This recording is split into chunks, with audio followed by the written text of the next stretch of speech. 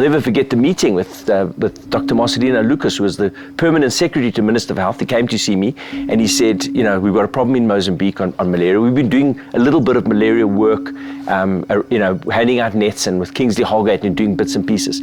And for me, everything just came together. It was like, bang. And I just said to him, Doctor, we're going to go in like entrepreneurs. We're going to go in with the Nando's mindset, and we're going to try and sort this out for you once and for all. And we're going to do it properly. And we're going to do it with speed. And we're going to do it with a range of different partners. Let's go. And he said to me, please, let's do it. And that was the start, really, of our journey in Mozambique. WHO has predicted that we could see, in their worst case scenario, a doubling of deaths in sub-Saharan Africa. That means that over 800,000 lives could be lost to malaria this year. Unfortunately, those lives that are lost will be mainly children under the age of 5. It is our task to ensure that malaria is not forgotten during COVID-19. Ironically, while presenting a massive challenge to the fight against malaria, COVID-19 also created a remarkable opportunity for Goodbye Malaria to uplift families and communities during South Africa's months-long lockdown. Two killer diseases, inextricably linked: malaria, helping to fight COVID-19, COVID-19 helping in the fight against malaria.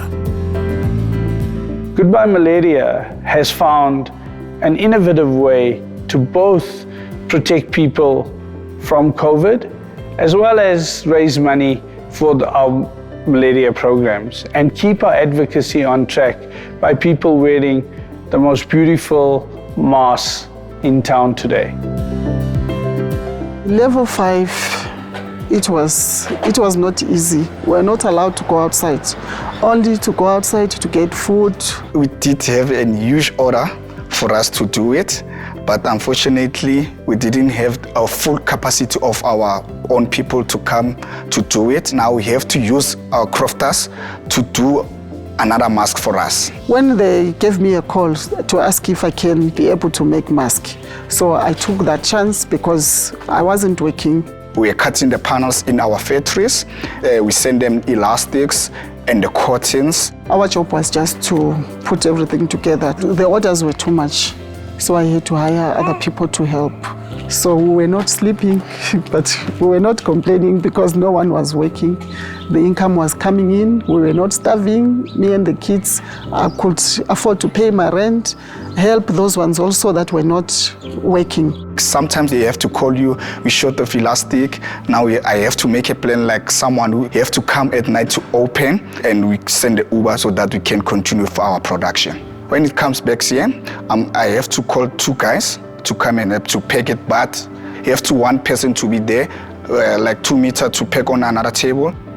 Everyone in this world, he got that mask.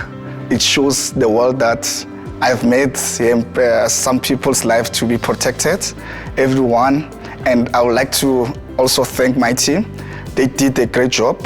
It makes me to feel proud that I made a change in other people's life and to my family, because we didn't even apply for those grants that they were saying. Even food parcel, we never received any.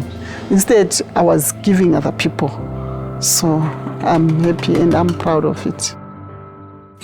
It was a Herculean effort executed in the most challenging of times, which demonstrated the power of commitment, the strength of community, and the ability of everyday people to look beyond themselves, to uplift and embrace others. Goodbye Malaria were one of the first organizations to actually develop face masks in a stylish way, but ultimately for protection and for good. It's incredible, the passion of the team. But I can tell you that in this time of pandemic, where money is moving to COVID, we need to actually collect more for malaria to keep our program steady, stable, impactful. That when we look back in 3 years' time, the pandemic time was actually a time where we dug deeper, we did more, we impacted more. It's been hell of impactful.